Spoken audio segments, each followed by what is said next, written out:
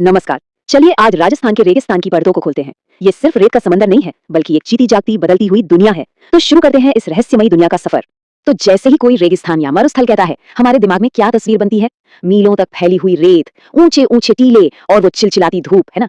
ज्यादातर लोगों के लिए तो रेगिस्तान का मतलब यही होता है। पर क्या हो अगर ये कहा जाए कि ये तस्वीर अधूरी है? जी हाँ, थार का मरुस्थल, जिसे हम द ग्रेट इंडियन डेजर्ट भी कहते हैं, वो सिर्फ रेत का एक विशाल मैदान नहीं है। असल में ये उससे कहीं ज्यादा विविध और दिलचस्प है। तो चलिए सबसे पहले थार के 3 अलग-अलग रूपों को समझते हैं। इसकी जमीनी बनावट के हिसाब से इसे 3 मुख्य तरह के मरुस्थल में बांटा गया है। ये 3 नाम हैं हम्मादा, रेग और एर्ग।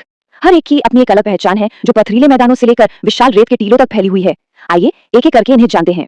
तो शुरुआत करते हैं मरुस्थल के सबसे हैरान करने वाले हिस्से से, उसके पथरीले दिल यानी हम्मादा से। तो आखिर ये हम्मादा है क्या? हम्मादा का मतलब है एक ऐसा रेगिस्तान जहां दूर दूर तक रेत का नामो निशान नहीं होता, सिर्फ पत्थर और चट्टानें ही नजर आती हैं। ये थार का वो चेहरा है जहां रेत जैसे गायब हो जाती है। अब सवाल ये है कि ये मिलता कहाँ है? तो देखिए, ये पथरीला इलाका पोखरण, फलोदी और बालोतरा के बीच एक ट्रायंगल यानी त्रिभुज बनाता है। यही इसका भौगोलिक केंद्र है।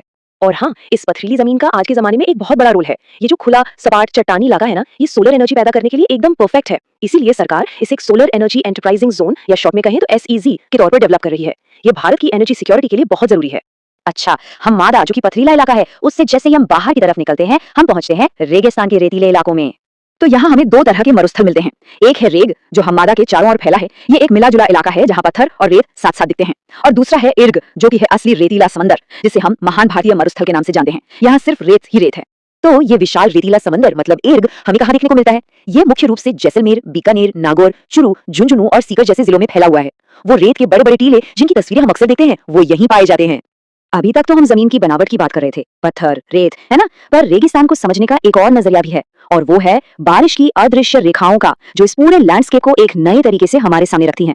इनमें सबसे जरूरी है 25 सेंटीमीटर वर्षा रेखा। सोचिए, एक ऐसी लाइन जो पूरे थार मरुस्थल को 2 मुख्य हिस्सों में बांट देती है। एक है शुष्क यानी एरिड जोन, जो पूरी तरह सूखा है, और दूसरा है अर्ध शुष्क यानी सेमी एरिड जोन, जो थोड़ा कम सूखा है। इसके बाद आती है 40 सेंटीमीटर वर्षा रेखा। ये लाइन मरुस्थल और अरावली की पहाड़ियों के बीच की बाउंड्री बनाती है। और फिर आती है सबसे बड़ी लाइन, 50 सेंटीमीटर वर्षा रेखा। ये लाइन तो पूरे राजस्थान को ही 2 अलग अलग क्लाइमेट वाले हिस्सों में बांट देती है, एक पश्चिमी सूखा इलाका और दूसरा पूर्वी नम इलाका। तो कुल मिलाकर जलवायु यानी कि बारिश इस मरुस्थल को शुष्क और अर्ध शुष्क क्षेत्रों में बांटती है, और इन क्षेत्रों के भी आगे चलकर और उपभाग हो जाते हैं। तो इस पूरी बातचीत के बाद एक बात तो साफ हो जाती है कि थार मरुस्थल सच में विरोधाभासों की जमीन है।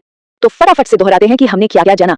हमने देखा कि थार के 3 चेहरे हैं, पथरीला हम्मादा, मिला जुला रेत और पूरी तरह रेतीला इर्ग। ये सिर्फ रेत का ढेर नहीं है। और हमने ये भी समझा कि 25, 40 और 50 सेंटीमीटर की बारिश की लाइनें वो अदृश्य लेकिन बहुत ताकतवर बाउंड्रीज हैं, जो इस पूरे इलाके को डिफाइन करती हैं।